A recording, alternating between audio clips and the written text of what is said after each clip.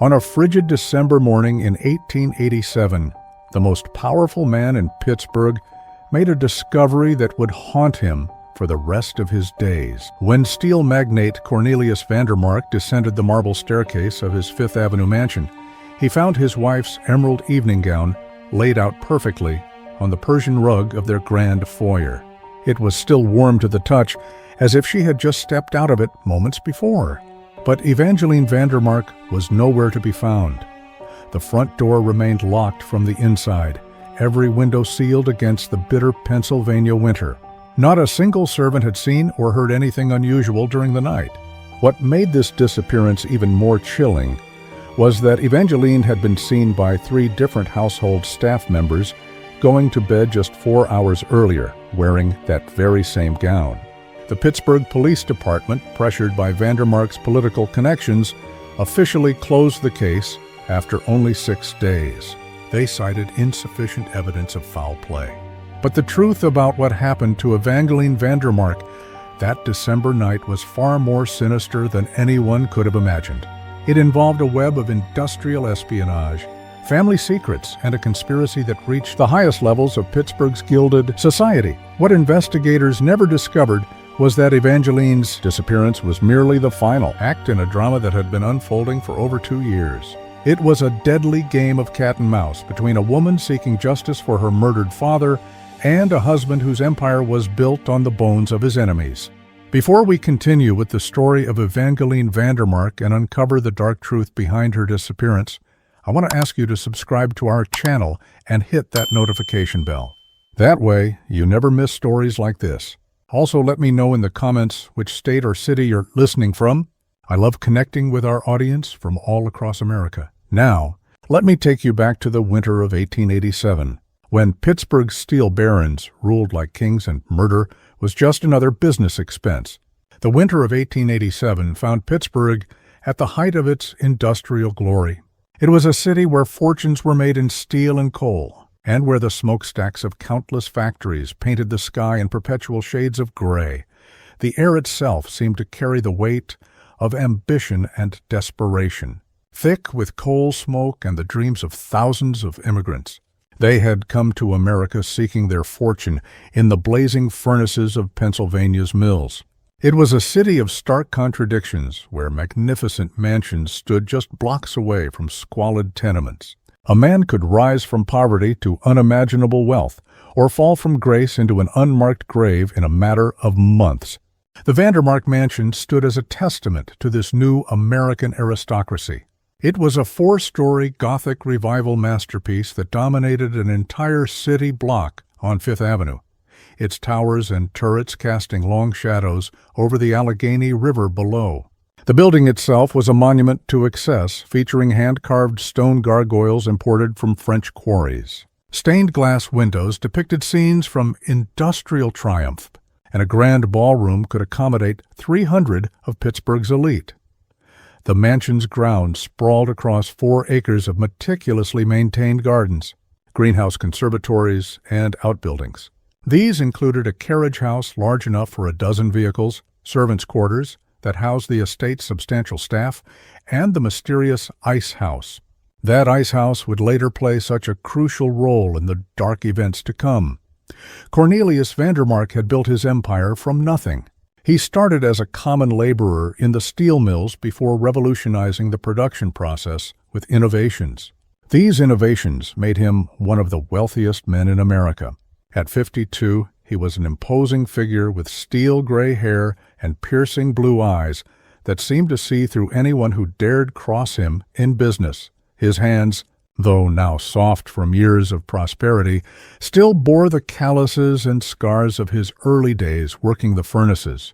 They were a reminder of the brutal world he had clawed his way out of through a combination of brilliant engineering insight and utterly ruthless business practices. Those who knew him in his early days often remarked on the transformation. He went from an idealistic young inventor who genuinely believed his innovations could improve working conditions to the cold industrial titan who would later orchestrate the deaths of anyone who threatened his empire. Cornelius's rise to power had not been achieved through innovation alone. In the cutthroat world of 1880s industrial America, success often required a willingness to employ methods that would make even the most hardened robber baron pause. Vandermark had learned early that competitors could be eliminated through means far more permanent than simple market competition. A strategic fire here, a boiler explosion there, the mysterious disappearance of a rival's key engineer. These were the tools of industrial warfare in an age where government oversight was minimal. Law enforcement could be bought for the price of a politician's campaign fund. His marriage to Evangeline Hartwell in 1882 had been the social event of the decade. She was the daughter of a prominent Boston banking family 20 years his junior, with auburn hair that caught the light like spun copper and a laugh that could fill an entire ballroom. At 25, Evangeline possessed the kind of refined beauty and sophisticated education that marked her as a member of New England's old money aristocracy. She spoke fluent French and German and played piano with near-professional skill. She had received the finest education available to women of her social class at Miss Porter's School in Connecticut.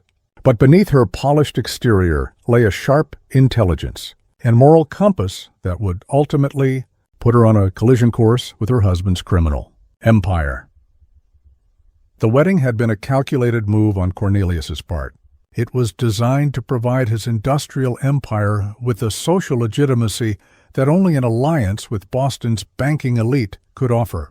The Hartwell family's connections opened doors throughout New England's financial community. This allowed Vandermark to secure the massive loans necessary to expand his steel production and acquire smaller competitors.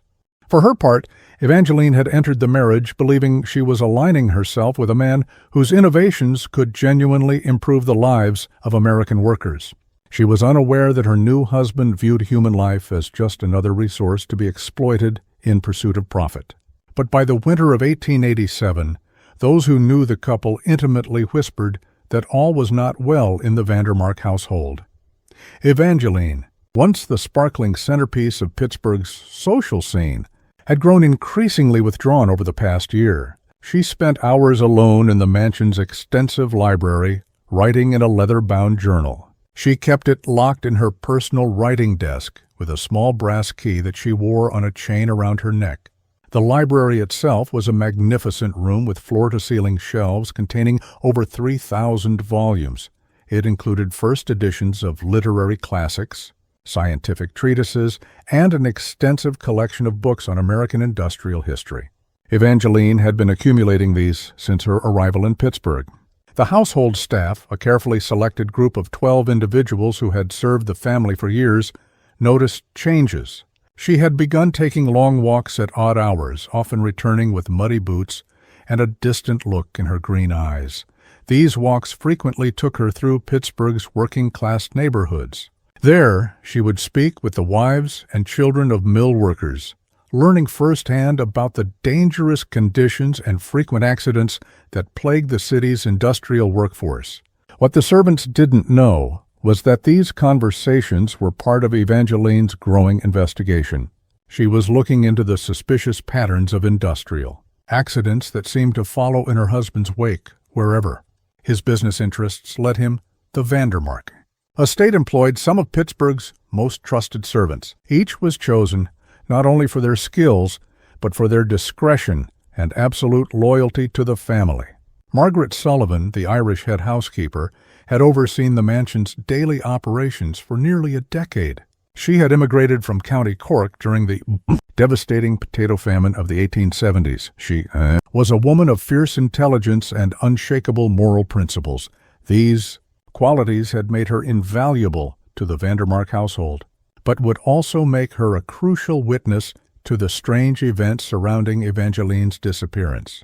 Thomas Brennan, the gruff Scottish groundskeeper, had arrived in America with his wife and 3 children in 1868. They were fleeing the economic devastation that followed the Highland clearances. His family had worked for wealthy Americans since their arrival, and Thomas took immense pride in maintaining the Vandermark estate's grounds to perfection. But his keen eye for detail and intimate knowledge of every inch of the property would reveal disturbing signs.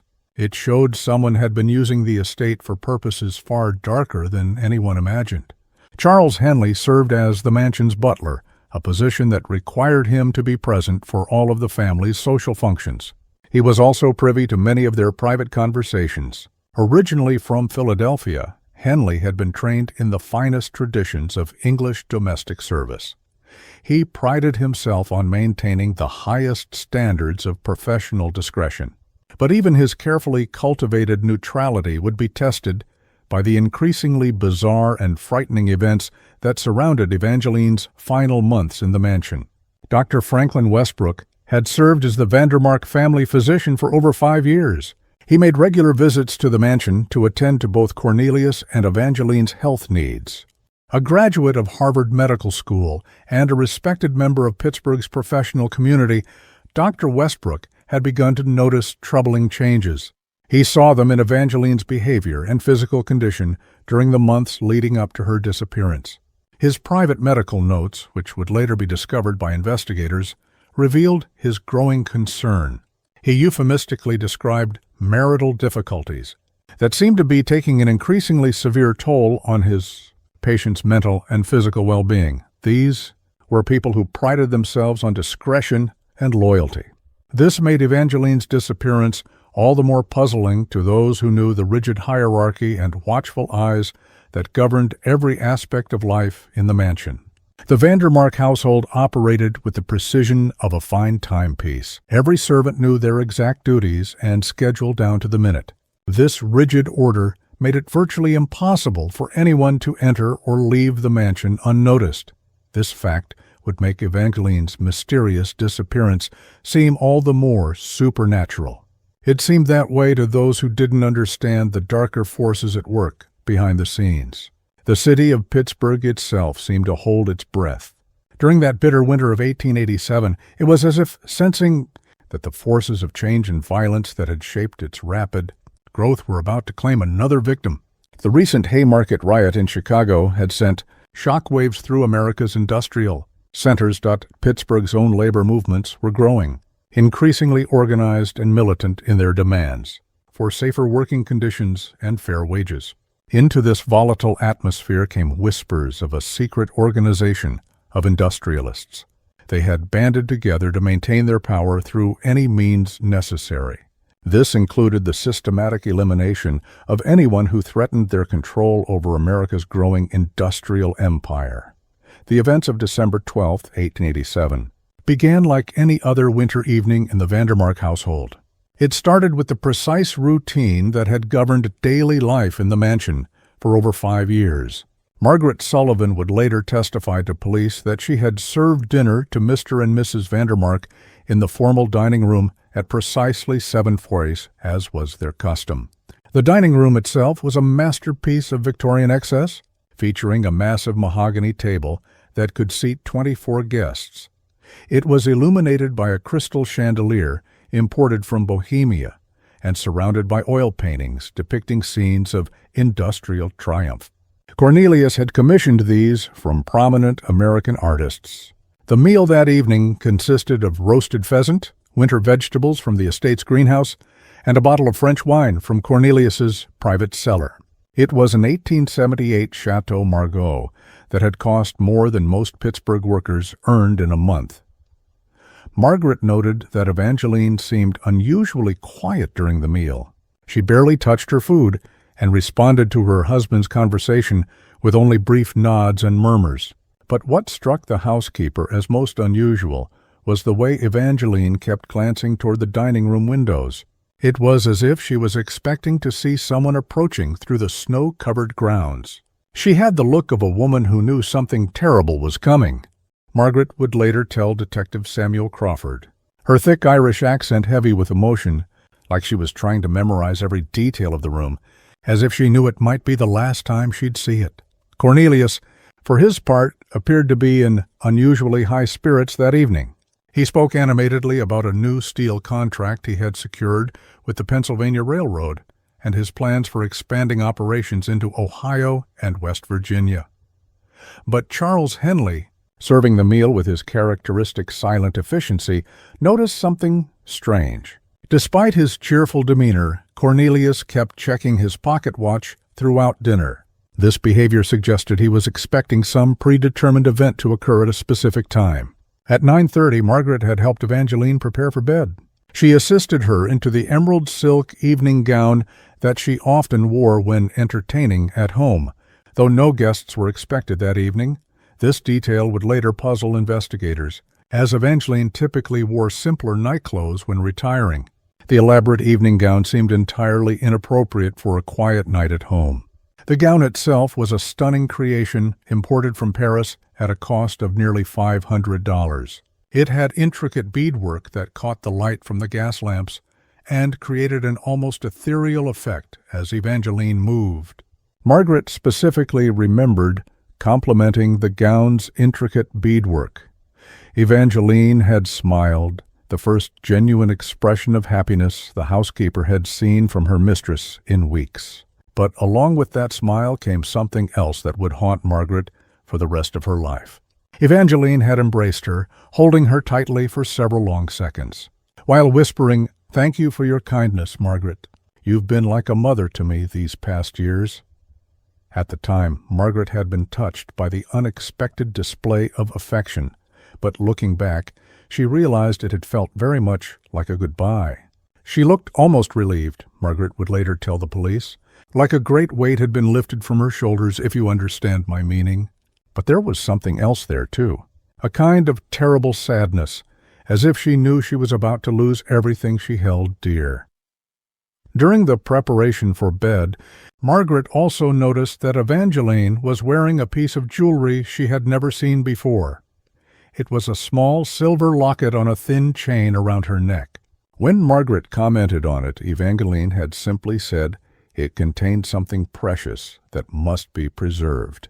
But she refused to open it or explain its significance. The locket was ornate in design with intricate Celtic knotwork that suggested Irish craftsmanship. It seemed strangely out of place among Evangeline's usual collection of expensive but understated jewelry. Thomas Brennan, making his final rounds of the estate's perimeter at 11 us, reported seeing a light in Evangeline's private study on the second floor. Through the frost-covered window, he observed her silhouette seated at her writing desk. Her pen was moving steadily across paper in what appeared to be urgent, almost frantic writing. This was the last confirmed sighting of Evangeline Vandermark alive, though Thomas would later remember thinking at the time that something about her posture suggested desperation. It was not the calm correspondence that usually occupied her evening hours. What Thomas couldn't see from his position on the grounds was the scene unfolding inside Evangeline's study. The room was her private sanctuary, decorated with mementos from her childhood in Boston.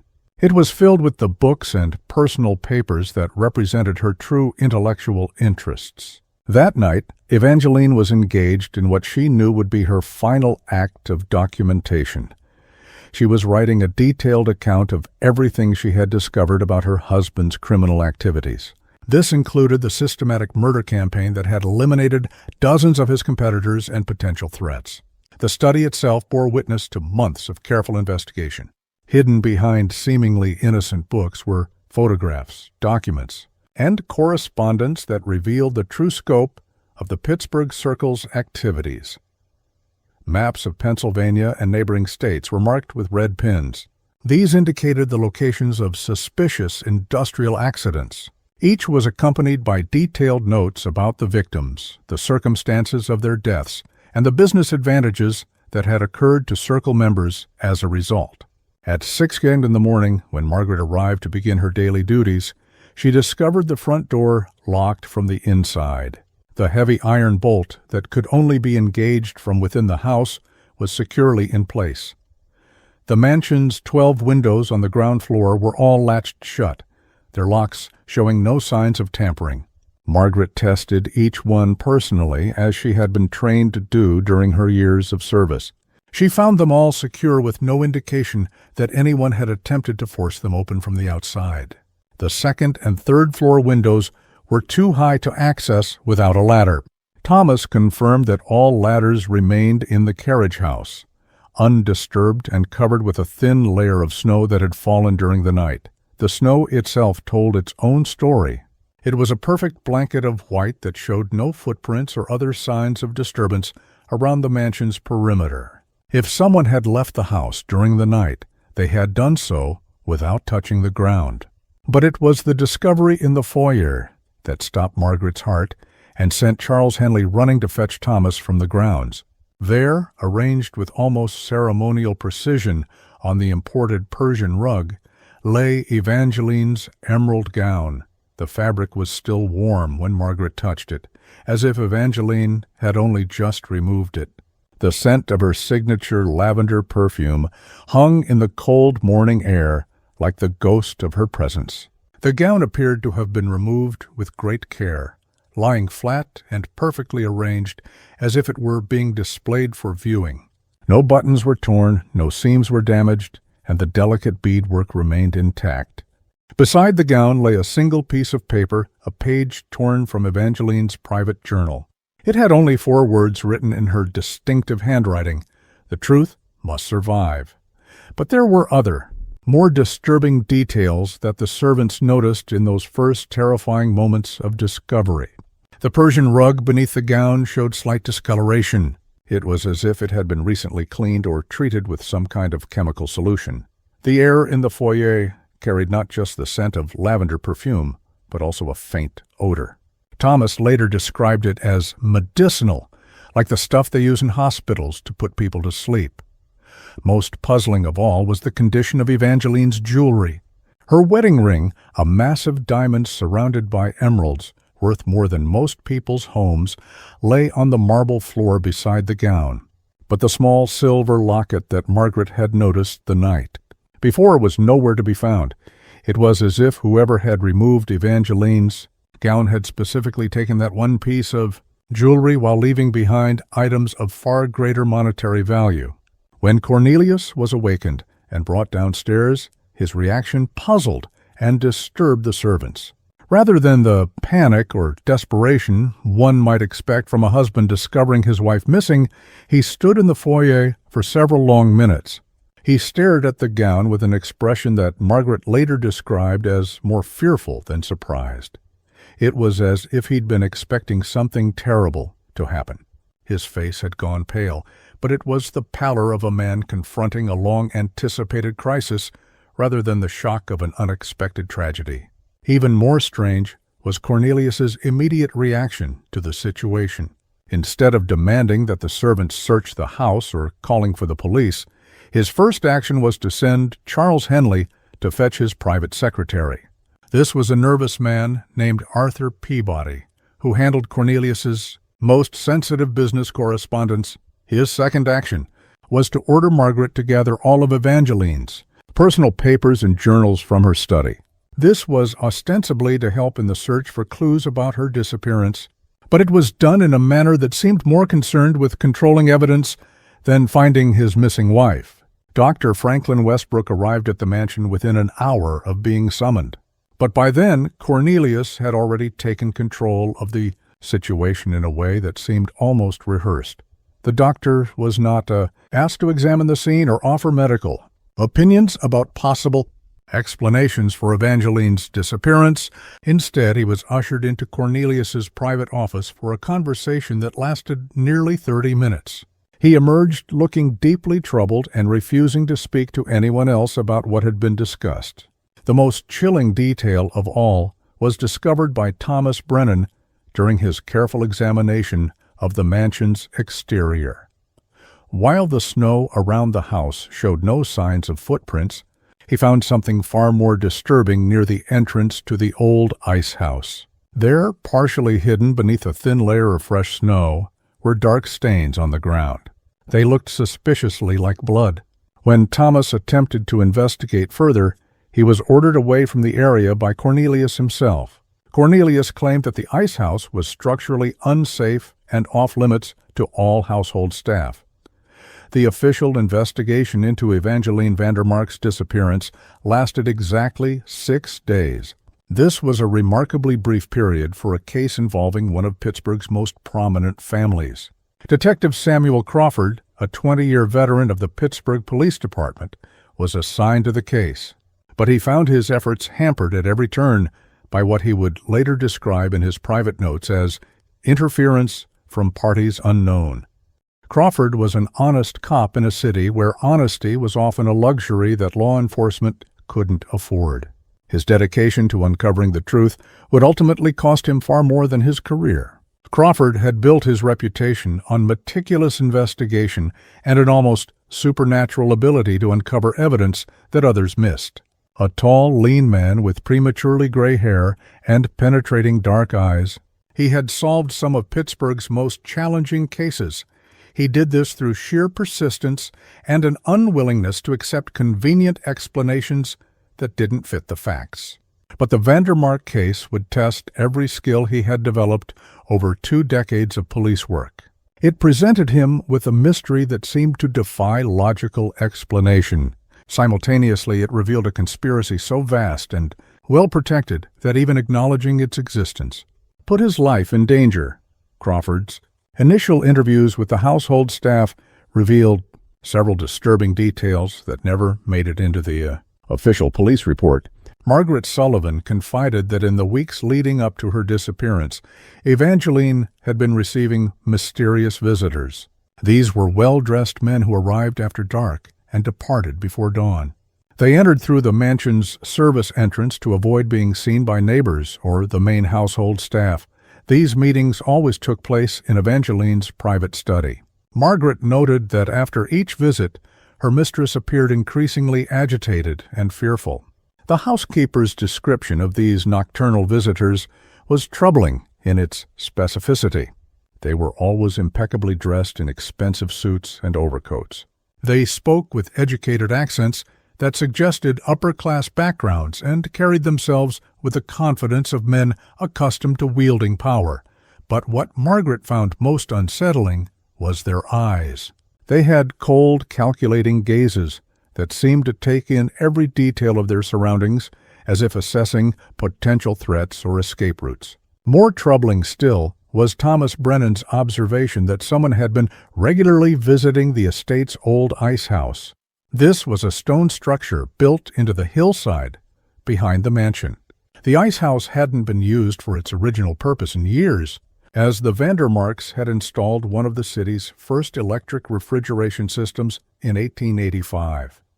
The structure itself was an impressive feat of engineering, built into the natural slope of the hill. It had walls 3 feet thick and a complex system of drainage channels designed to keep the interior dry and cool year-round. Brennan had noticed fresh footprints in the snow leading to and from the ice house on multiple occasions throughout November and early December. They were always the prints of a woman's small boots that matched those found in Evangeline's closet. But more disturbing than the footprints themselves was their pattern.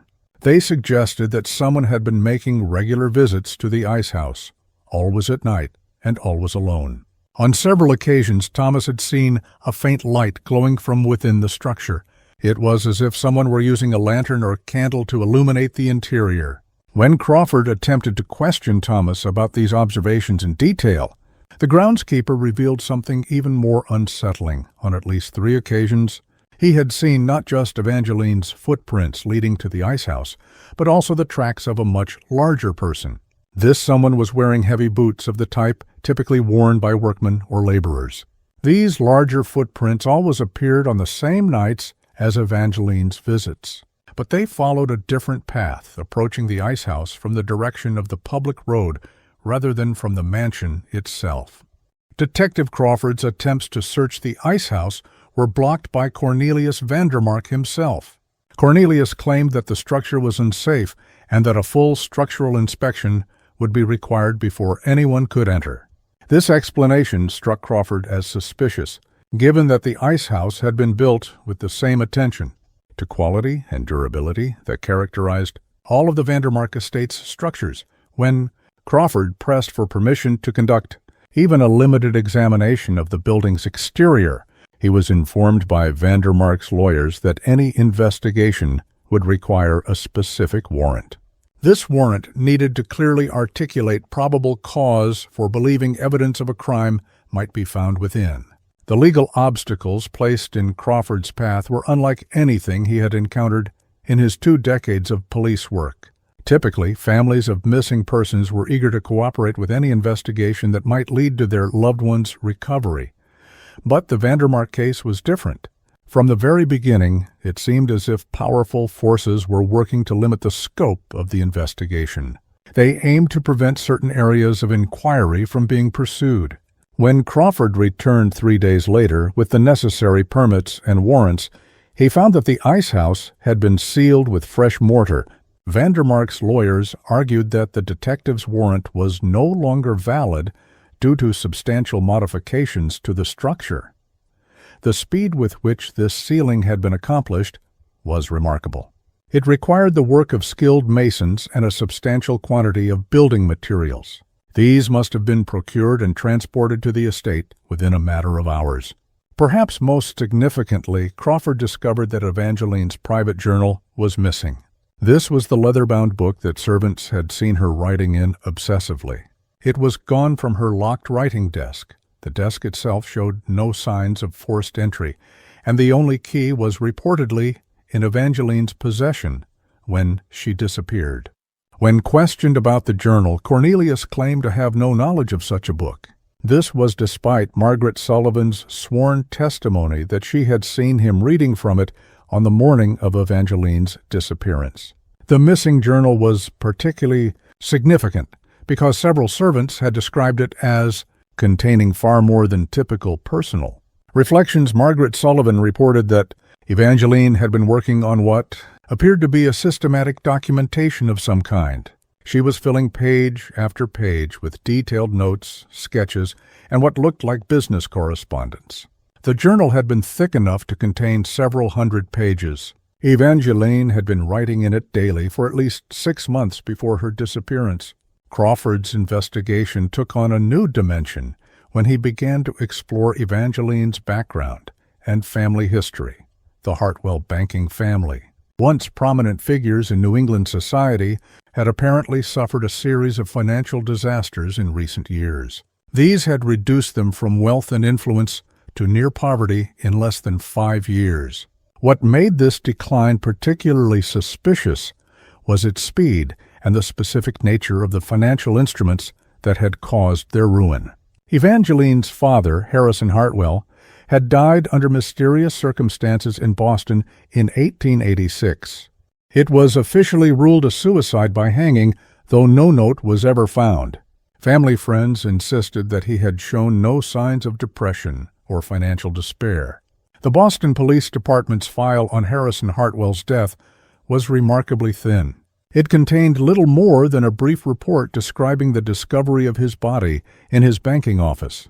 There was also a cursory statement from the coroner attributing his death to suicide while of unsound mind, but Crawford's investigation revealed details about Harrison Hartwell's death that had never been included in the official Boston police report. A source within the Boston banking community informed Crawford that Harrison had been working on exposing a complex fraud scheme. This scheme involved the manipulation of steel industry investments in the weeks before his death. It allegedly involved a consortium of Pittsburgh industrialists who were using inside information about planned industrial accidents. They used this information to manipulate steel prices and acquire competitors' assets at drastically reduced values. Even more disturbing was the fate of Evangeline's younger brother, Edmund Hartwell. Family friends claimed he had traveled to California to seek his fortune in late 1886, shortly after his father's death. Though no one could provide specific details about his departure or his current whereabouts. Edmund had been a promising young attorney who had recently graduated from Harvard Law School. He had been working with his father on investigating the financial irregularities that may have contributed to the family's ruin. Crawford's attempts to trace Edmund Hartwell's movements after leaving Boston revealed a troubling pattern. Railroad records showed that a young man matching Edmund's description had purchased a ticket to Chicago in November 1886, but there was no record of him continuing on to California. Hotel registries in Chicago showed that someone using the name E. Harrison had stayed at several different establishments during the winter of 1886 to 1887. He always paid in cash and never remained in one place for more than a few days. The detectives' investigation into the Hartwell family's financial ruin revealed a complex web of manipulated investments, fraudulent loans, and coordinated attacks on their business interests. These bore all the hallmarks of a systematic campaign of destruction.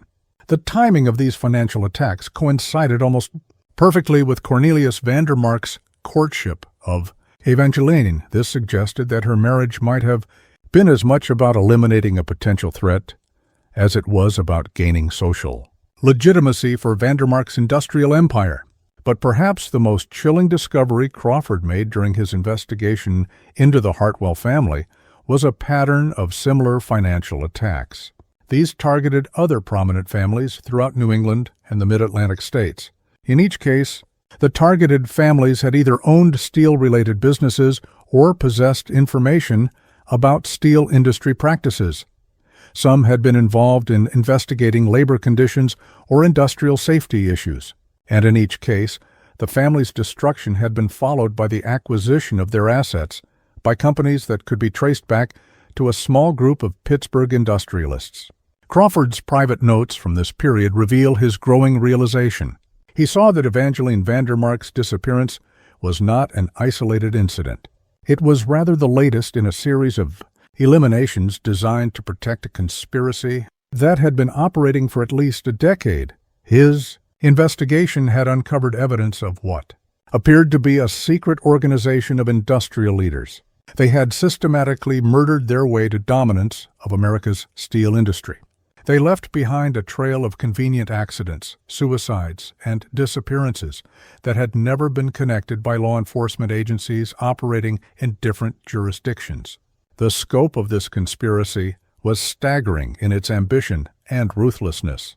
Crawford's research suggested that the Pittsburgh Circle, as he had begun calling the organization in his notes, had been responsible for the deaths of at least 37 people over the past 10 years. These included business rivals, investigative journalists, labor organizers, and family members who had possessed dangerous knowledge about the group's activities. The methods employed ranged from staged industrial accidents and building fires to apparent suicides and mysterious disappearances that left no trace of the victims. 3 months after Evangeline's disappearance, Pittsburgh's industrial landscape was shaken by a series of unprecedented events.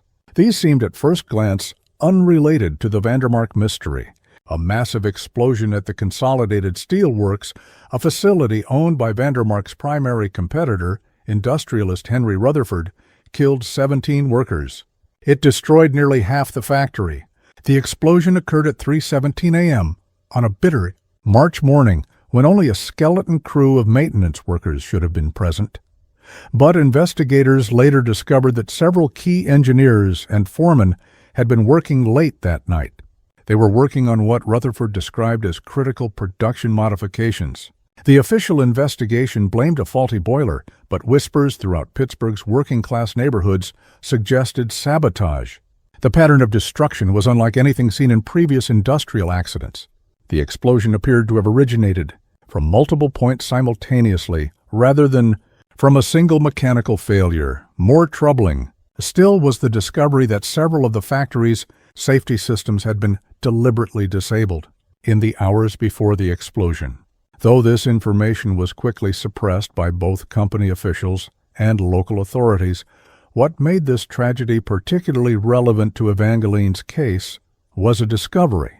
It was made by one of the surviving workers, an Irish immigrant named Patrick O'Connell. O'Connell had been working as a night watchman at the Consolidated Steel Works for over 3 years. His duties included regular patrols of the entire facility to check for signs of fire, intruders, or mechanical problems. On the night of the explosion, he had noticed several unusual details that he later reported to Detective Crawford in secret. While helping to clear debris from the explosion site, O'Connell found a partially burned leather satchel. It was hidden beneath a collapsed section of the factory's office building.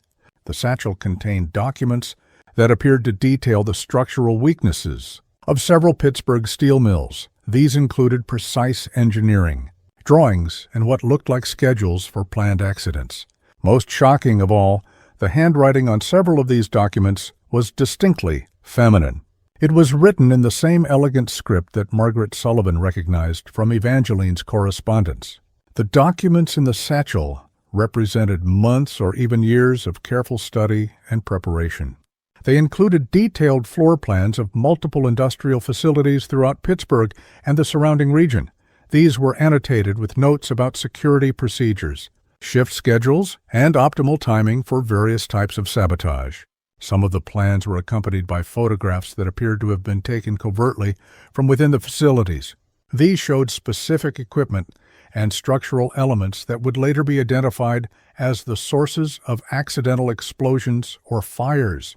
O'Connell, perhaps naively, brought these documents to Detective Crawford. Crawford, by this time, had been quietly continuing his investigation into Evangeline's disappearance, despite official orders to close the case. The detective's examination of the papers revealed something that made his blood run cold. The documents contained detailed information about the Consolidated Steel Works vulnerabilities. This was information that could only have been obtained by someone with intimate knowledge of industrial espionage, or someone married to one of the industry's most powerful figures. But the documents revealed something even more disturbing than evidence of sabotage. Several of the papers contained correspondence between someone identified only as E.V. and another person referred to as E.R. The tone of these letters was conspiratorial and urgent. They discussed plans to expose the circle and bring justice for father. The handwriting of the E.V. correspondent matched samples of Evangeline's writing that Crawford had obtained from the Vandermark household. The E.H. letters were written in a masculine, and that suggested they came from someone with legal or academic training. More disturbing still was Crawford's discovery that the explosion at Consolidated Steel Works was not an isolated incident. Over the past 18 months, 7 different steel mills, coal mines, and manufacturing facilities throughout Pennsylvania had suffered mysterious accidents, fires, or explosions. In each case, the damaged facility was either owned by one of Cornelius Vandermark's competitors, or it had been targeted for acquisition by Vandermark's rapidly expanding business empire. The pattern of these incidents was so consistent that Crawford began to suspect they were part of a coordinated campaign. This campaign of industrial terrorism was designed to eliminate competition and terrorize potential rivals into submission. The timing of the incidents was particularly revealing. They always occurred during periods when the targeted companies were experiencing financial difficulties, or they were involved in labor disputes that made them vulnerable to acquisition by larger competitors. Crawford's investigation into these patterns led him to a shocking revelation about the true scope of the Pittsburgh Circle's activities. The organization was not simply eliminating individual competitors. They were systematically restructuring Pennsylvania's entire industrial economy to ensure their complete dominance of steel production, coal mining, and related industries. They had created what amounted to a shadow government of industrial leaders. These leaders controlled not just their own enterprises, but also key politicians, judges, police officials, and newspaper editors throughout the region. The detectives' research revealed that the Pittsburgh Circle had been operating for at least 15 years. It began as an informal alliance between 3 major steel producers who had recognized the advantages of coordinating their efforts to eliminate smaller competitors. Over time, the organization had grown to include coal mine owners, railroad executives, banking officials, and even prominent lawyers and politicians. These individuals provided legal protection and political cover for the group's increasingly violent activities. What made the Pittsburgh Circle particularly dangerous was their sophisticated understanding of how to manipulate both public opinion and law enforcement. They owned several newspapers throughout Pennsylvania and Ohio. This allowed them to control how industrial accidents were reported and investigated. They had cultivated relationships with key figures in local and state government. This ensured that investigations into their activities would be limited in scope and quickly closed without meaningful findings. Most importantly, they had developed a network of operatives. These included former soldiers, private detectives, and hired killers who could carry out their orders while leaving no traceable connections to the circle's leadership. Crawford's investigation into Evangeline's family history revealed that her father, Harrison Hartwell, had stumbled upon evidence of the Pittsburgh Circle's activities. He was investigating irregularities in steel industry investments for his Boston banking clients. Harrison had been preparing to expose the conspiracy when he was murdered in his office. His death was staged to look like suicide. The same fate had apparently been planned for Edmund Hartwell. But the young attorney had managed to escape Boston before the Circle's operatives could eliminate him. The detective's private notes from this period reveal his growing understanding. He realized that Evangeline had somehow learned about her family's true fate. She had been conducting her own investigation into the Pittsburgh Circle from within her marriage to one of its founding members. The mysterious late-night visitors to the Vandermark mansion were likely co-conspirators in this investigation. This possibly included her brother Edmund, who may have been working with a small group of reformist journalists and honest law enforcement officials to gather evidence against the conspiracy. But Crawford's most chilling discovery came when he traced the ownership records of several properties. These had been purchased by shell companies connected to Vandermark's business interests. One of these properties was a remote farmhouse in Westmoreland County, about 30 miles southeast of Pittsburgh. The property had been purchased in 1886, shortly after Evangeline's marriage to Cornelius began showing signs of strain. It had been maintained as a private retreat, away from the scrutiny of Pittsburgh's social elite. When Crawford discreetly visited the property in late April 1888, he found signs of recent habitation. These suggested someone had been living there intermittently over the past several months. The farmhouse was modest but comfortable, furnished with the kind of simple elegance that suggested it was intended as a refuge rather than a primary residence. But what struck the detective as most significant was the obvious care that had been taken to make the property defensible. There were heavy shutters on all windows, reinforced doors, and what appeared to be hidden passages connecting different rooms of the house. In the house's small study, Crawford discovered what appeared to have been the operational center for an extensive investigation. This investigation was into the Pittsburgh Circle's activities. The walls were covered with maps of Pennsylvania, showing the locations of industrial accidents. There were newspaper clippings detailing unexplained explosions and fires. Also present were detailed family trees connecting Pittsburgh's industrial elite. Most damning of all was a large chart that Crawford later described as a spider web of corruption. It showed how Vandermark's empire had grown through the systematic destruction of his competitors. The study also contained an extensive collection of photographs, documents, and correspondence. These provided overwhelming evidence of the Pittsburgh Circle's criminal activities. There were detailed financial records showing how the organization had manipulated steel prices through coordinated production, shutdowns, and artificial scarcity.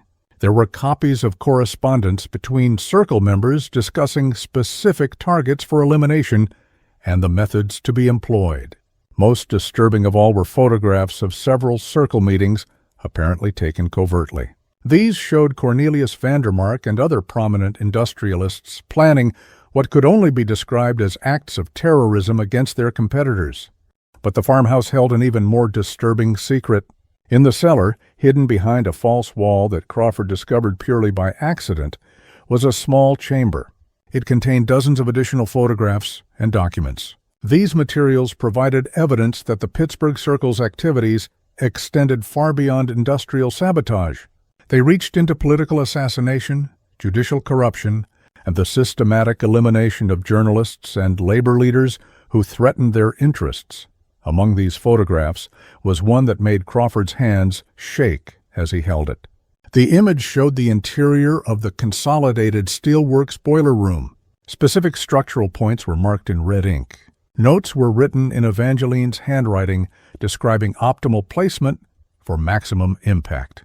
The date on the photograph was November 15, 1887. This was less than a month before Evangeline's disappearance and nearly 4 months before the explosion that killed 17 workers. The implications of this photograph were staggering. It suggested that Evangeline had not only discovered the Pittsburgh Circle's plans for the Consolidated Steelworks attack, she had actually participated in its planning and execution. But Crawford's careful examination of the other documents in the hidden chamber revealed a more complex and tragic truth. Evangeline had indeed been involved in planning the explosion, but not as a willing participant in the Pittsburgh Circle's campaign of terror. Additional correspondence found in the chamber revealed that Evangeline had been coerced into providing intelligence about competitor facilities. This was under threat of harm to her missing brother Edmund. The Circle had been using Edmund's life as leverage to force Evangeline's cooperation in their sabotage operations. Simultaneously, they were using her marriage to Cornelius to provide cover for their activities.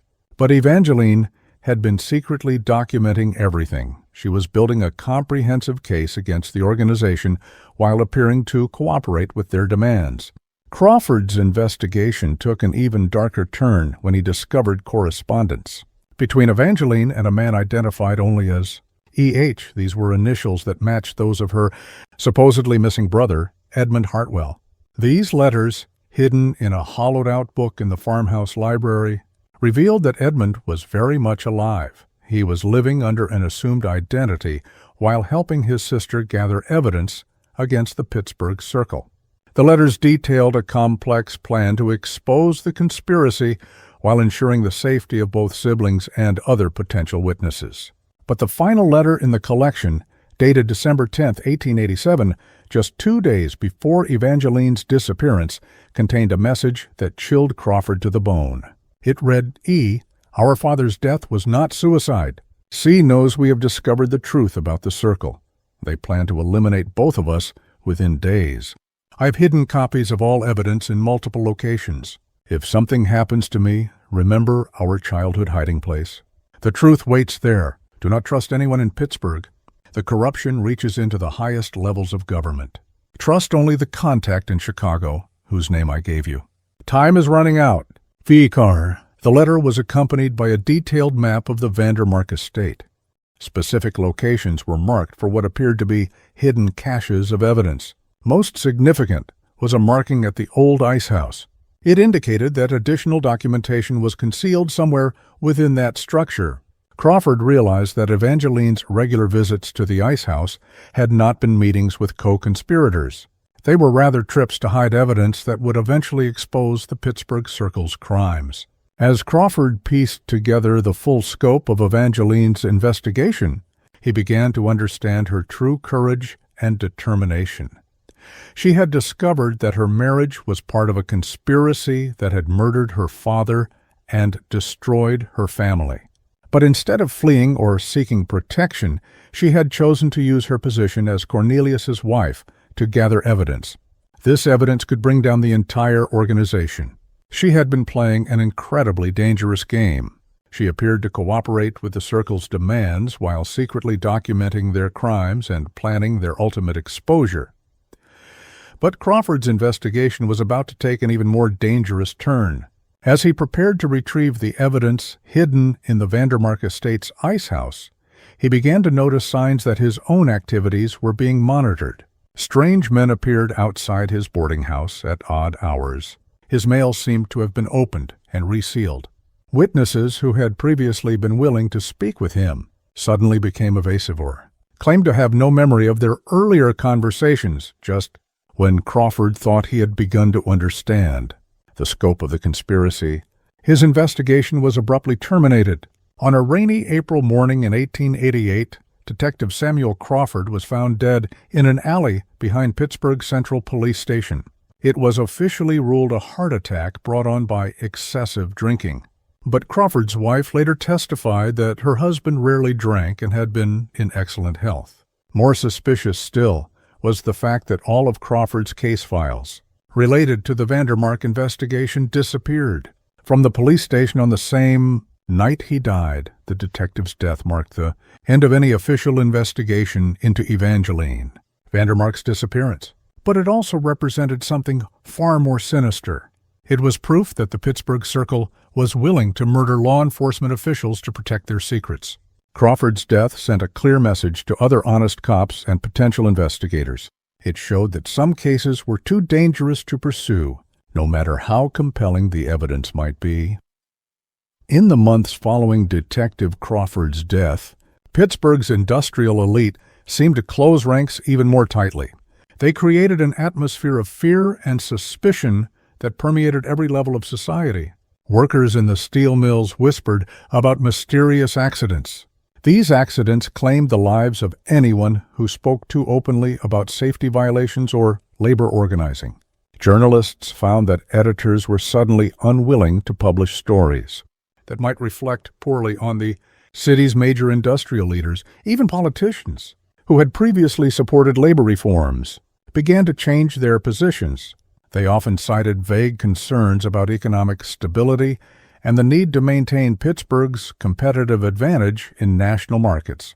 But beneath this surface calm, forces were stirring that would eventually bring the Pittsburgh Circle's crimes into the light. The detective's investigation, though officially terminated, had created ripples that extended far beyond Pittsburgh's borders. Crawford had corresponded with law enforcement officials in other cities. He shared information about industrial accidents and mysterious disappearances that seemed to follow similar patterns. These contacts had begun their own quiet investigations, carefully avoiding the mistakes that had cost Crawford his life. In Boston, Police Captain William O'Brien had become intrigued by Crawford's inquiries about the Hartwell family's destruction. He was interested in Harrison Hartwell's alleged suicide. O'Brien was a 25-year veteran of the Boston Police Department. He had always been troubled by the cursory nature of the investigation into Harrison's death.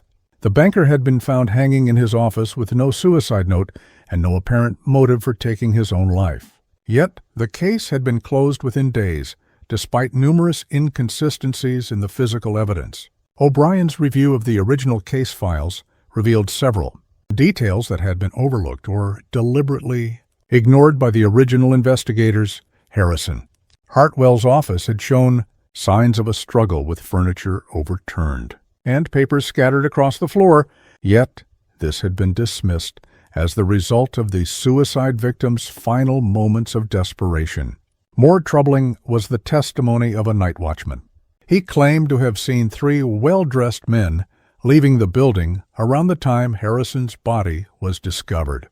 His statement had never been included in the official police report.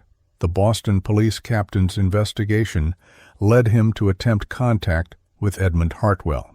Edmund had supposedly traveled to California, but his actual whereabouts remained unknown. O'Brien's inquiries through Western law enforcement agencies produced no trace of anyone matching Edmund's description arriving in California during the relevant time period. But they did reveal something even more intriguing. There were reports of a young attorney using various aliases. This attorney had been asking questions about industrial corruption and financial manipulation in several major cities throughout the Midwest. Meanwhile, in Chicago, investigative journalist Michael Flanagan had become interested in Crawford's research. He was looking into the patterns of industrial accidents throughout Pennsylvania. Flanagan worked for the Chicago Tribune and had built a reputation for exposing corporate corruption and political graft. This corruption extended throughout the Midwest's rapidly growing industrial centers. His own investigation into steel industry practices had revealed disturbing patterns. These seemed to confirm Crawford's suspicions about coordinated sabotage and market manipulation. Flanagan's research had uncovered evidence of similar conspiracies operating in other industrial centers throughout the country. In Cleveland, a group of steel and shipping magnates appeared to be using methods remarkably similar to those employed by the Pittsburgh Circle. In Detroit, the emerging automobile industry showed signs of manipulation. This was by a coalition of industrialists who seemed to coordinate their activities through secret meetings and coded correspondence. The pattern suggested that the Pittsburgh Circle was not an isolated phenomenon. It was rather part of a larger network of criminal organizations that were systematically taking control of America's industrial economy. But Flanagan's most significant discovery came when he managed to make contact with the mysterious E.H. This was the person who had been corresponding with Evangeline Vandermark through a complex series of intermediaries and coded messages. Flanagan arranged a clandestine meeting with Edmund Hartwell. Edmund was indeed alive and living under an assumed identity in Chicago. What Edmund revealed during that meeting would fundamentally change Flanagan's understanding of the scope and danger of the conspiracy they were attempting to expose. Edmund had been living in constant fear for his life since fleeing Boston after his father's murder. He had changed his identity multiple times, never staying in one place for more than a few weeks. He had been forced to abandon any hope of practicing law or maintaining normal social relationships. But throughout his exile, he had continued the investigation that had cost his father his life. He was gathering evidence about the Pittsburgh Circle and similar organizations operating throughout the country. What Edmund had discovered was far more terrifying than even Crawford had suspected. The Pittsburgh Circle was indeed part of a larger network. But the scope of this network extended into the highest levels of American business and government. Members of the conspiracy included not just industrial leaders, but also bankers, railroad executives, newspaper publishers, judges, senators, and even cabinet members in the federal government. They had created what amounted to a shadow government. This shadow government controlled key aspects of American economic policy. They used systematic violence to eliminate anyone who threatened their power. Edmund's evidence included detailed documentation of how this conspiracy had manipulated the Panic of 1873. They engineered a financial crisis that allowed them to acquire distressed assets at a fraction of their true value. They had orchestrated labor strikes and industrial violence to justify the use of federal troops against workers' organizations. They had even influenced foreign policy decisions. They pushed for tariffs and trade agreements that benefited their industrial empires at the expense of American consumers and workers. But perhaps most shocking of all was Edmund's revelation about his sister's fate. Evangeline had not simply disappeared on December 12, 1887. She had been murdered by Cornelius Vandermark himself with the assistance of other Circle members. This was after she threatened to expose their crimes to federal authorities. But before her death, she had managed to hide comprehensive evidence of the conspiracy in multiple locations. She created what Edmund described as an insurance policy that would ensure their crimes would eventually be exposed, even if both siblings were eliminated. The evidence that Evangeline had gathered included not just documentation of specific crimes. It also included detailed information about the conspiracy's organizational structure, financial operations, and future plans. She had photographed secret meetings, copied confidential correspondence, and even recorded conversations. She used one of the new phonograph devices that were becoming available to wealthy consumers.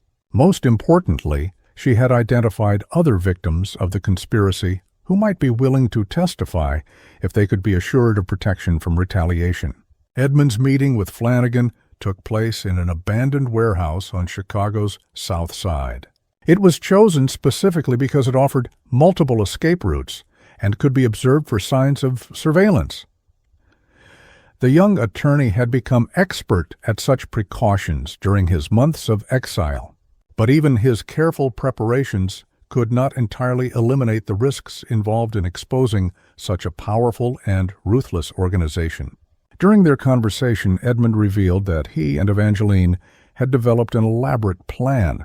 This plan was to bring down the Pittsburgh Circle by simultaneously releasing evidence to law enforcement agencies, newspapers, and political leaders in multiple cities. They had recognized that the conspiracy's power was based largely on their ability to control information and eliminate threats before they could gain public attention. By coordinating a simultaneous release of evidence in dozens of locations, they hoped to prevent the conspiracy from suppressing the revelations. They also aimed to stop them from eliminating all the witnesses. But their plan had been discovered before it could be implemented. Cornelius had somehow learned about Evangeline's activities and had confronted her on the night of December 12th. What followed was not the civilized discussion that Evangeline had hoped for. It was rather a brutal confrontation that ended with her murder and the systematic destruction of most of the evidence she had gathered. Edmund's voice shook with emotion as he described his sister's final message to him. It was delivered through a coded telegram that reached him just hours before her death. She had warned him that their plan had been compromised. She said he should immediately implement the emergency procedures they had developed for just such a contingency. But by the time he received the message, it was already too late to save his sister. He had been forced to choose between attempting a rescue that would likely result in both their deaths or preserving the evidence that might eventually bring their killers to justice. The journalist's meeting with Edmund was interrupted by the sound of footsteps in the warehouse corridor. This was followed by the unmistakable click of revolvers being cocked. Both men realized simultaneously that their carefully planned security measures had been insufficient. They had failed to prevent discovery by the conspiracy's agents. As they prepared for what seemed likely to be their final moments, Edmund pressed a small leather portfolio into Flanagan's hands. He whispered urgently that it contained the locations of Evangeline's hidden evidence caches. It also held the names of other witnesses who might be willing to testify. Just when we thought we'd seen it all, the horror in Pittsburgh intensifies. If this story is giving you chills, share this video with a friend who loves dark mysteries. Hit that like button to support our content. And don't forget to subscribe to never miss stories like this. Let's discover together what happens next in this deadly game of cat and mouse between truth and power. What followed was a desperate chase through the darkened streets of Chicago. Edmund and Flanagan barely escaped their pursuers through a combination of luck, local knowledge, and the help of sympathetic workers. These workers had their own reasons for opposing the industrial conspiracy. But even as they escaped immediate capture, both men knew that their lives had been forever changed by this encounter. They were now marked men, hunted by an organization with virtually unlimited resources. This organization had a demonstrated willingness to kill anyone who threatened their power. The implications of their narrow escape were clear. The Pittsburgh Circle's reach extended far beyond Pennsylvania's borders. Their network of agents and informants was sophisticated enough to track and locate their enemies, even in distant cities. Edmund realized that his months of careful hiding had provided only temporary safety. His sister's death had marked the beginning of a new phase in the conspiracy's efforts to eliminate all traces of their crimes. Flanagan, for his part, understood that he now possessed information that could either expose one of the most powerful criminal organizations in American history, or cost him his life if he handled it incorrectly. The leather portfolio that Edmund had given him contained not just evidence of past crimes. It also held detailed plans for future operations that could affect the lives of thousands of workers and the economic stability of entire regions. The confrontation that would seal Evangeline. Vandermark's fate began at exactly 11:47 p.m. on December 12, 1887. This was when Cornelius entered her study without knocking, a breach of the courteous distance they had maintained for months. Evangeline looked up from her writing to find her husband standing in the doorway. His face was a mask of cold fury that she had never seen before. Behind him stood two other men she recognized from social gatherings. They were fellow members of what she now knew was called the Pittsburgh Circle. "Did you really think I wouldn't discover your little investigation?" Cornelius asked. His voice carried a quiet menace that was far more terrifying than shouting would have been. In his hand, he held copies of the photographs she had taken, the documents she had stolen, and, most damning of all, the correspondence with her brother Edmund. "You've been very clever, my dear wife, but not clever enough." What followed was a final desperate gambit. Evangeline realized that her months of careful planning had been discovered. She had prepared for this moment, knowing that her evidence was safely hidden and that Edmund would continue their work even if she didn't survive. But knowing and facing the reality were two different things entirely. The truth about Evangeline Vandermark's fate would remain hidden for over 3 decades. It was sealed behind brick and mortar in the darkness of her own home. It would take an unexpected discovery in 1921 to finally bring the dark secrets of Pittsburgh's industrial elite back into the light. This revelation came not through the efforts of law enforcement or investigative journalism. It came through the simple act of renovation that would transform one of Pittsburgh's most infamous buildings. The years between 1888 and 1921 passed like a heavy silence over Pittsburgh's industrial district. The Pittsburgh Circle continued their operations with even greater secrecy. Their power was consolidated by the elimination of their most dangerous threats. Cornelius Vandermark grew wealthier and more influential. He eventually served on the boards of major banks and railroad companies throughout the Northeast. To all outward appearances, he was the picture of industrial success. He was a self-made man who had built an empire through innovation and determination. But those closest to him noticed changes. Servants whispered that he had grown cold and paranoid. He installed new locks and security measures throughout the mansion. He never remarried, claiming that the loss of his beloved Evangeline had broken his heart. The irony of this public grief performed for a woman he had murdered was perhaps the cruelest aspect of his deception. During renovation of the old Vandermark mansion in 1921, construction workers discovered a sealed chamber behind the library's oak paneling. The mansion had been sold following Cornelius's death in 1903 and had served various purposes, including a private club for steel executives. The discovery was made purely by accident when workers noticed that the library's dimensions didn't match the external measurements of the building. Inside this hidden room, they found what appeared to be Evangeline's complete archive of evidence against her husband and his associates. The chamber was approximately 8 feet by 12 feet with shelves lining every wall. A small desk was positioned near a concealed ventilation system that had kept the air breathable and the documents preserved despite decades of abandonment. The room had been designed as both a secure storage facility and a potential refuge. It had a hidden entrance that could be accessed through a rotating section of the library's bookshelf. The chamber contained over 200 documents, photographs, and personal correspondence. These painted a horrifying picture of systematic murder disguised as industrial accidents. Evangeline had spent months meticulously documenting how Cornelius and the Pittsburgh Circle had orchestrated the deaths of dozens of competitors, labor organizers, and anyone else who threatened their monopolistic control. This control was over Pennsylvania's industrial wealth. The documentation was so comprehensive and detailed that it would have been sufficient to secure criminal convictions against dozens of prominent figures if it had been discovered during their lifetimes. Among the most damning evidence were detailed financial records.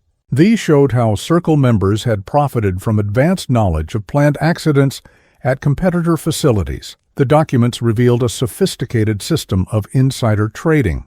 This allowed Circle members to short sell stocks in companies just before those companies suffered mysterious explosions or fires. The profits from these trades were then used to fund the organization's operational expenses. These included payments to corrupt officials and the salaries of the operatives who carried out their violent schemes. The archive also contained photographic evidence of Circle meetings. These were apparently taken by Evangeline using a concealed camera during social gatherings at the Vandermark mansion. These images showed prominent Pittsburgh industrialists, political leaders, and law enforcement officials. They were planning specific acts of sabotage and discussing the elimination of individuals who posed threats to their organization.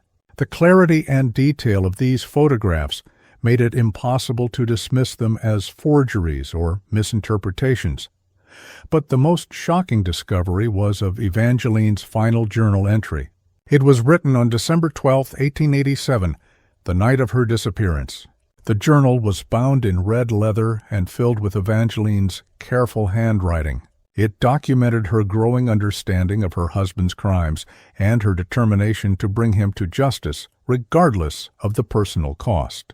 The final entry was written in an obviously shaking hand.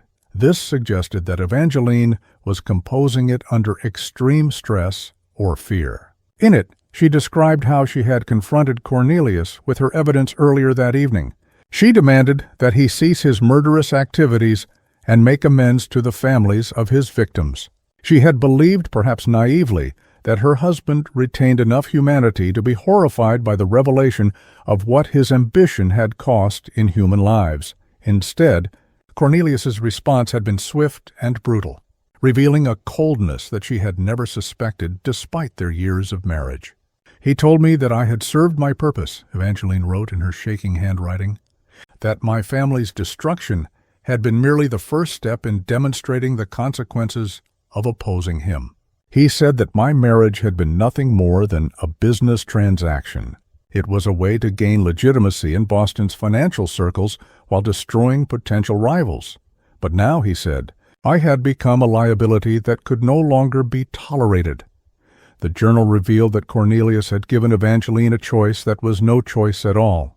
She could disappear quietly and live in exile under a new identity. This meant accepting the deaths of her father and the destruction of her family as the price of her own survival. Or she could face the same fate as the dozens of other victims of the Pittsburgh Circle. But Evangeline had prepared for this moment throughout the months of her investigation. Her response demonstrated both her courage and her determination to ensure that justice would eventually be served. Working with her brother Edmund, who had indeed been secretly living in Chicago under an assumed identity, she had developed an elaborate plan. This plan was to fake her own death while ensuring that evidence of the conspiracy would eventually be discovered. The plan involved using the mansion's hidden passages to stage her disappearance. She would actually remain concealed within the building long enough to complete her documentation of the conspiracy's crimes. The emerald gown left in the foyer had been a deliberate misdirection. It was intended to suggest supernatural circumstances while actually concealing a very human plan for survival and eventual justice. On the night of December 12th, Evangeline had used a system of hidden passages within the mansion. These were passages that she had discovered during her investigation and that Cornelius had used to secretly meet with his co-conspirators. These passages, accessible through hidden panels in the mansion's walls, connected to maintenance tunnels. These tunnels had been built during the mansion's construction to allow servants to move through the building without being seen by the family or their guests, but Evangeline's plan had a fatal flaw that she could not have anticipated. She had underestimated not just the ruthlessness of her husband and his associates, but also their detailed knowledge of the mansion's hidden architecture. The secret passages that she had believed would provide her escape route had actually been designed and built under Cornelius's direct supervision. He was intimately familiar with every concealed entrance and exit in the building. Her journal's final entry revealed that just as she was preparing to escape through the hidden passages, she heard footsteps in the corridor outside her study. These footsteps belonged not to servants or household staff, but to several men whose voices she recognized as members of the Pittsburgh Circle. Realizing that Cornelius had discovered her plan and summoned his associates to deal with the threat she represented, she made a desperate decision. She would hide her evidence in the sealed chamber behind the library before attempting to flee. The journal entry broke off abruptly in the middle of a sentence, but the physical evidence found in the chamber told the rest of the story.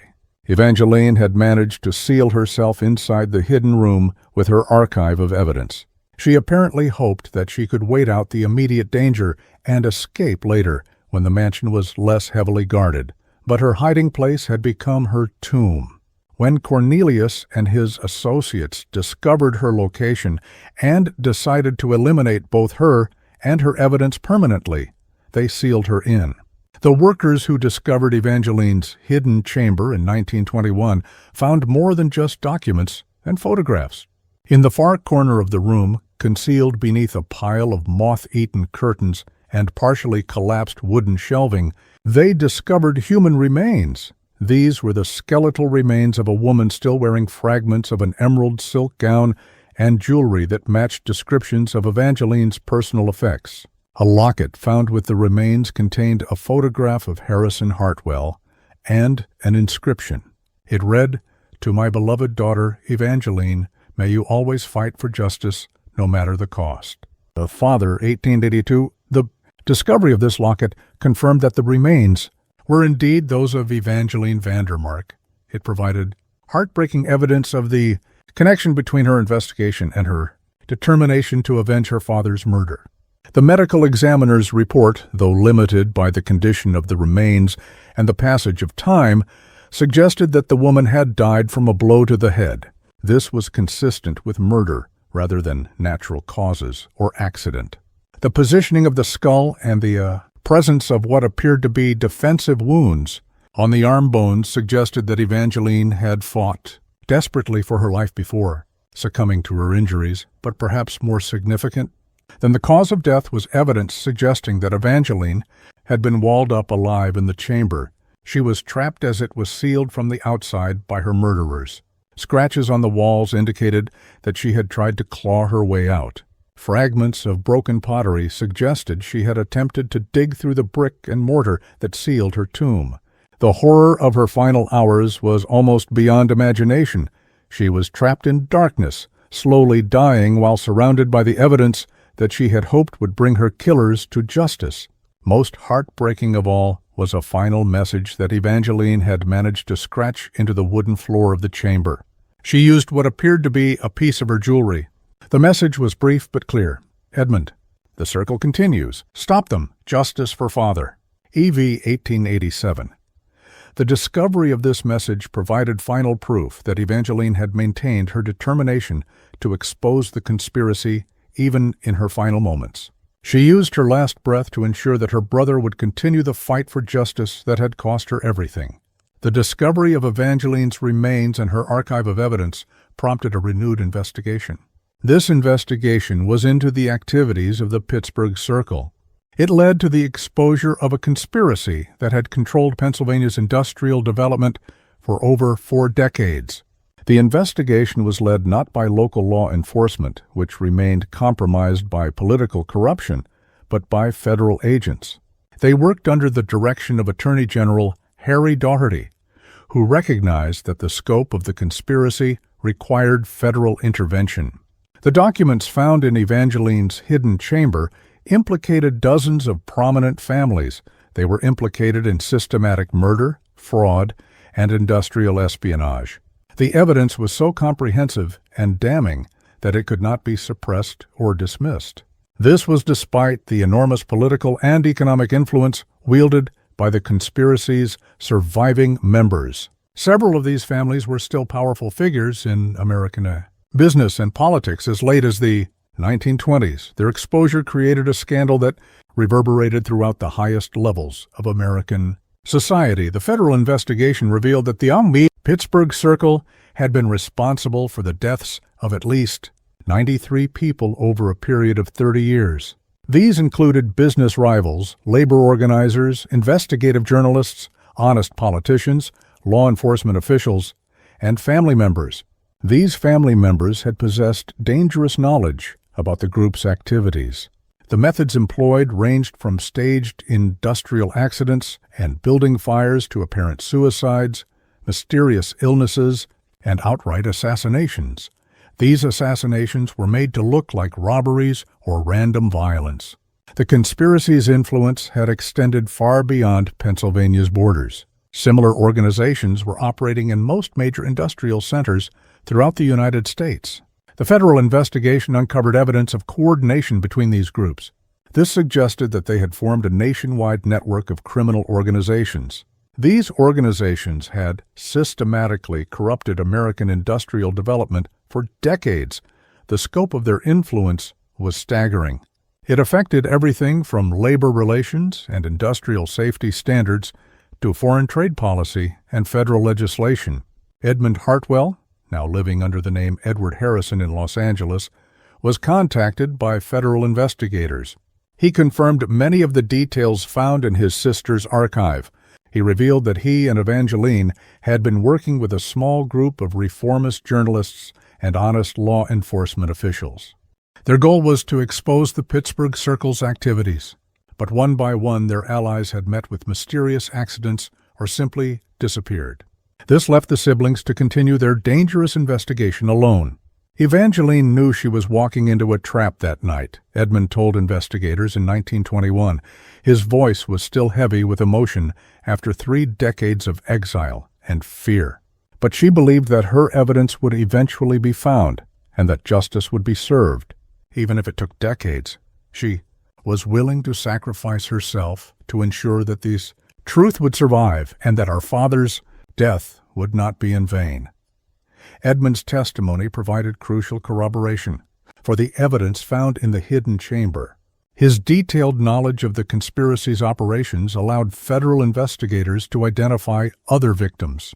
They could also uncover additional evidence that had been hidden in locations throughout Pennsylvania and neighboring states.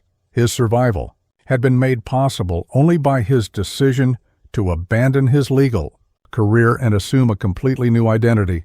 He lived in constant fear while slowly building a new life far from the reach of his sister's killers. The federal investigation also revealed the fate of Detective Samuel Crawford. His death in 1888 had effectively ended the original investigation into Evangeline's disappearance. Crawford had indeed been murdered by Circle operatives. He was poisoned with a substance that mimicked the effects of heart failure while leaving no obvious traces of foul play. His case files had been destroyed not just to eliminate evidence of the conspiracy. They were also destroyed to prevent other honest cops from continuing his investigation.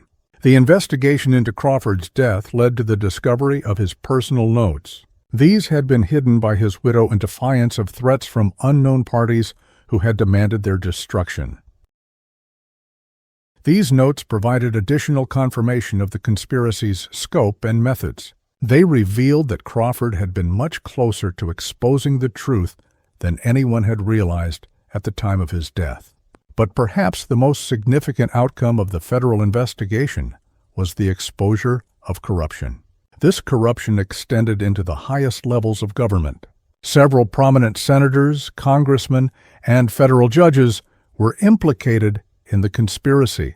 They were either active participants or recipients of bribes that had purchased their silence and cooperation.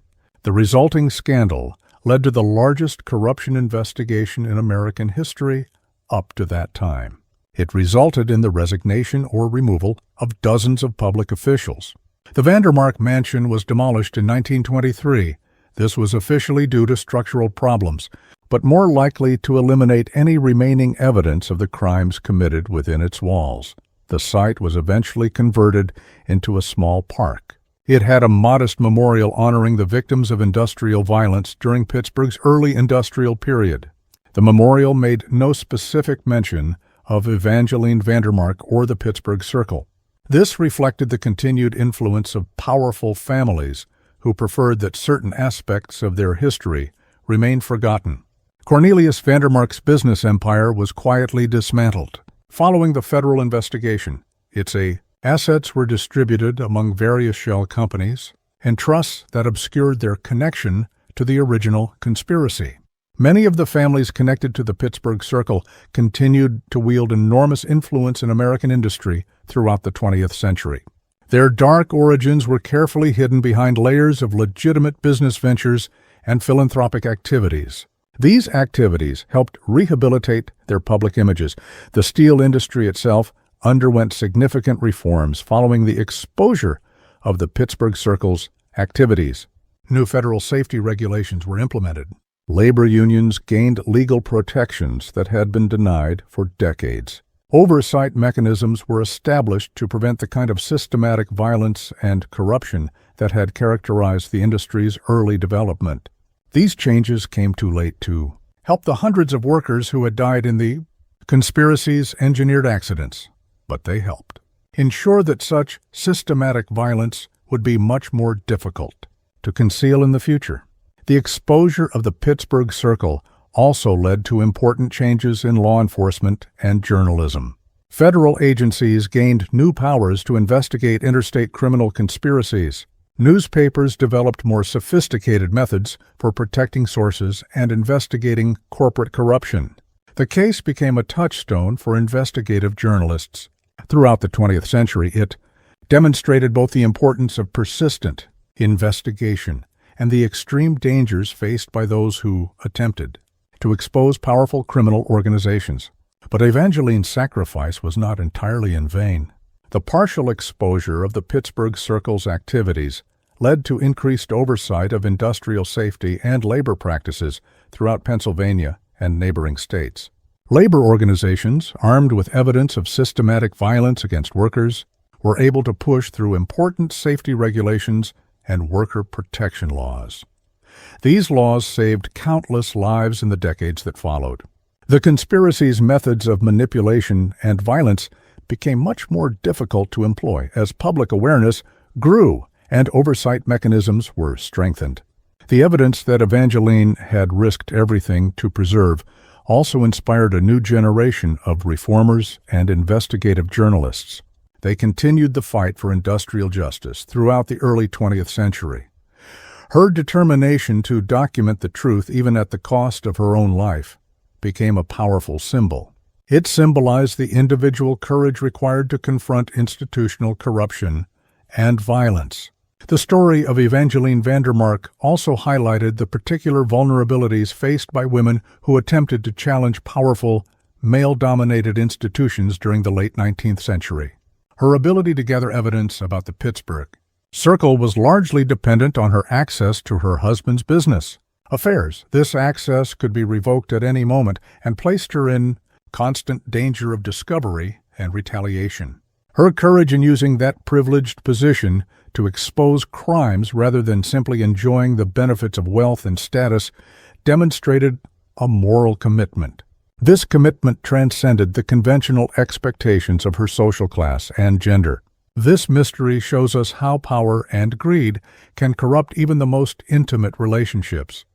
It transforms marriage from a partnership based on love and trust into a weapon for manipulation and control. Evangeline Vandermark disappeared into the darkness of that December night in 1887, but her determination to reveal the truth ultimately outlived her murderers. It brought a measure of justice to their victims, even if that justice came 3 decades too late. The case also demonstrates how individual acts of courage can have consequences that extend far beyond their immediate context. Evangeline's investigation, conducted in secret and at enormous personal risk, provided the foundation for reforms. These reforms affected the lives of thousands of workers. They helped establish precedents for federal oversight of corporate crime that continue to influence American law enforcement today. Perhaps most importantly, Evangeline's story serves as a reminder that the pursuit of justice often requires ordinary people to make extraordinary sacrifices. This is in the face of overwhelming power and institutionalized corruption. Her willingness to risk everything to expose the truth about her husband's crimes, even knowing that discovery would likely cost her life, represents the kind of moral courage. This courage has driven progress throughout American history. The mystery of Evangeline Vandermark's disappearance was ultimately solved not through brilliant detective work or advanced forensic science. It was solved through the simple passage of time and the inevitable decay of the physical structures that had concealed the truth. Her voice, silenced by violence in 1887, finally spoke again in 1921. It ensured that her sacrifice would not be forgotten and that the victims of the Pittsburgh Circle would receive the justice that had been denied them for over 3 decades. What do you think of this story? Do you believe everything was revealed? Or do you think there are still secrets hidden in the shadows of America's industrial past? Could similar conspiracies exist today using modern technology and global reach to eliminate threats and manipulate markets? Leave your comment below and share your thoughts about the Pittsburgh Circle and whether such organized corporate violence could still be operating in our contemporary world. If you enjoyed this tale and want more horror stories like this, subscribe, hit the notification bell, and share with someone who loves mysteries that blur the line between historical fact and terrifying possibility. See you in the next video.